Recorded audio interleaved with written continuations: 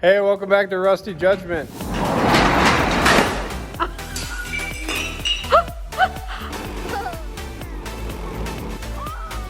This is going on Rusty Judgment. Yeah.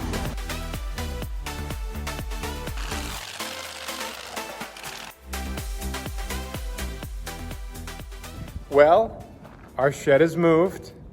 It is secured in its new location. Now the real work begins. Is over here next to the shed, we're actually extending the building. So the building is gonna come out to, where are they at? I got poles here, right here. And it'll go all the way. So it's only a 14-foot addition, which sounds like a lot, like 14 feet wider, 80 feet long. But compared to what the building size is, it looks like such a puny little thing. So the idea is we put our camper in, trailers, anything like really bigger. On this side, it'll be cold storage. Hold on. So here we're standing in the back corner of the shed. The shop will be down there, will be shop. So the shop, and I'm just guessing, will be like this. And then that whole side will be shop. This will be cold storage. And then that whole outside 14 feet will be cold storage, all enclosed. What we're gonna try and do tomorrow when my brother-in-law shows up, I'm gonna try and start today. I'm gonna lay out, I have a pile of poles there, just like these ones. And I'm gonna lay out all the string line of where the perimeter of the building will be, or the addition will be, and then start marking all the hole locations.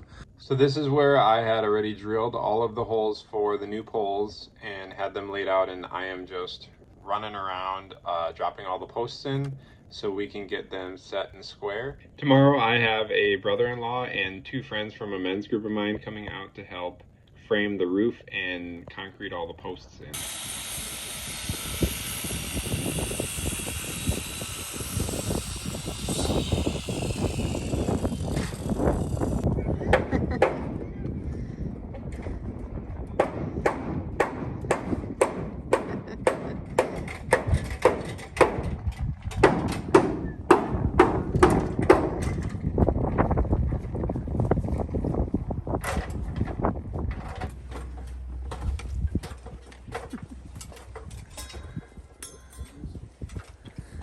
Do you need that? I got one here. Okay. More? Good.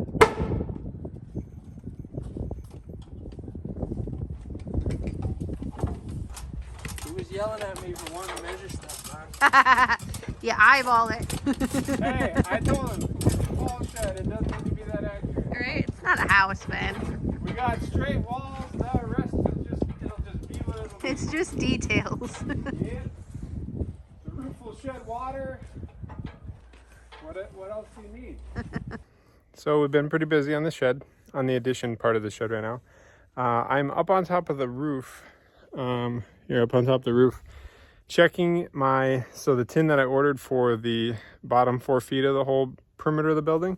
I just grabbed a piece of it because I wanted to check and see if the design on this tin matched the existing tin of the roof. This is the new stuff. This is obviously the old. So we were hoping to just reuse, or not we were going to reuse all that. We want to just continue on with new tin coming down. This tin doesn't totally match up as far as like the joint line there. I think if we put that in there, it should be fine. And then we're going to slide this tin like a foot plus up the old tin underneath. And then it'll go all the way down to and hang over the edge. But I think this tin should work. No one's ever going to see it from way up here. It basically just needs to function well. So we'll probably go with this. Unless I find like this different style tin at our local Menards, but I think this is all of that they sell these days. So I will just bring this image with me and we'll see what I find. All right, here's where things started getting a little crazy. So I ended up having to tin the roof all by myself, so I stopped filming for most of the rest of this stuff. I drug all the sheets up individually and screwed them all off to sheet the whole roof, and then I did all the purlins around the walls. Here you see me starting to put the tin up on the north wall. Then I decided before we got too crazy into the year that I should dig a huge trench and get water and electric ran up into the building, so we could get the ground put all back together and not have to make a huge mess in our yard again.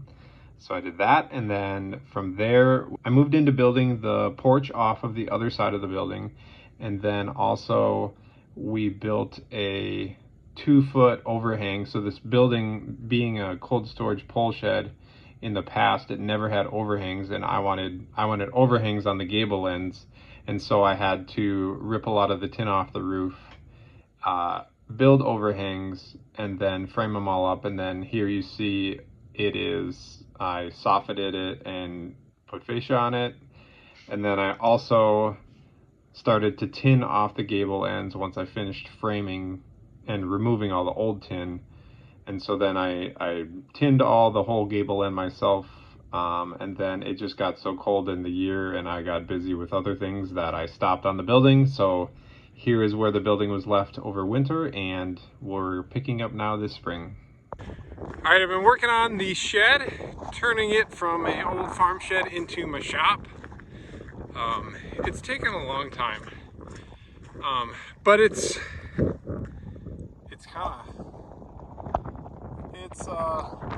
significantly different than I think you all remember, or than what I've shown anyone. So the reason I'm working on it right now is I ordered garage doors for this, I think almost 4 months ago, and they're in now, and they're gonna come put the garage doors in tomorrow. So I was finishing up all the framing for the doors. This is a 10 by 10, that's a 14 by 14, and over here is a 12 by 11.5 high. We had to have a custom height done because the roof did not support a 12-foot tall door, but I needed more than 11 to fit the camper. The air conditioner on the camper was right at 11, and so I didn't feel comfortable doing an 11-foot door. So we got an 11.5-foot door made. And this one being a 10 by 10, it's a wall hugger. So that means like the track will hug the wall here, and then it'll curve into the shop. That's a regular door. That is, the custom made low pro door. These two big ones here have windows in them because that is a beautiful view out there. I don't know if you can tell. And then I put windows here, all down this side, facing the house. And then I put a porch above over there. So I think since last I showed anybody anything about the shed, this addition did not exist over here. I don't think this existed. It does now. So here the last I showed, I had some friends helping me put the poles in and hang the roof trusses. Since then, I sheeted it, so the whole roof is sheeted. I tinned this side, the opposite end. I put an old garage door off when the shed was way over there. And then I put these daylight panels in because I don't really want to have to turn the light on in there every time I go in. This is just like going to be a storage bay, mostly camper. A family member has a pontoon that'll go in there, and then some other family stuff. So I still need to finish. Oh no, I'm sinking in the mud. I still need to finish this section. I need to soffit this lower section and then fascia that whole thing. But this, I know it's taken a long time. It's taken way longer than I ever thought a shed would take. But this thing is beautiful.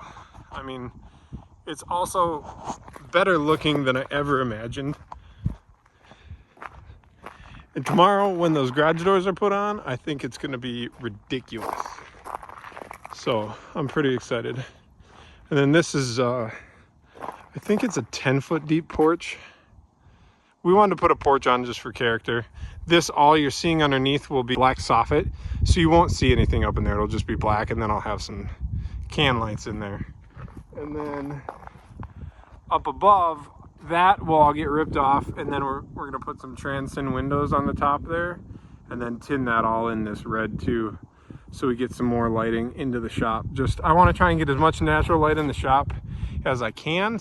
We're flooding right now. There's a drain right under here But so this is the first year that we have had this whole parking or driveway area and the shed here. And what I'm finding is, so I put a tile line here. So there's a drain that drops here, and then it runs a tile line underneath the ground all the way around and then out and down and out into the field. And then there's another drain right here that runs a tile line across that building and tees into it and then goes out into the field. Well, what I'm seeing, because I was really afraid of all the water coming from here and flooding our office building, so that's why I did that. And then I did this because our whole yard, all of this slopes down this way. And now with the shed here, now that's kicking everything this way too. So all of this water and snow and stuff is coming right here. But the problem I did not anticipate is what's happening is that it is frozen under there. So none of this water can go down. Like, you know, it's water, but we peeled this out yesterday with a skid loader. This is how thick the ice was on top. So it's probably a good 4 inches of ice that I peeled up, and I still couldn't find the drain where it exits. And so I'm probably just gonna have to wait till it gets warmer and let it run across the driveway. Headed that direction for now. Hey, good morning. Welcome back to Rusty Judgment. We got some garage doors, which is like super exciting for me. I've been dreaming of this day for a long time. And somehow we have garage doors now. So he's coming back today to finish this third door. He didn't have enough time to do it yesterday, but so he'll do that door today. This door's done. This door is supposed to have windows right here. And so that door, he'll have to come out next week, pull the panel out that's supposed to get windows and take it and have the windows put in, and then he'll bring it back and put windows in. But this is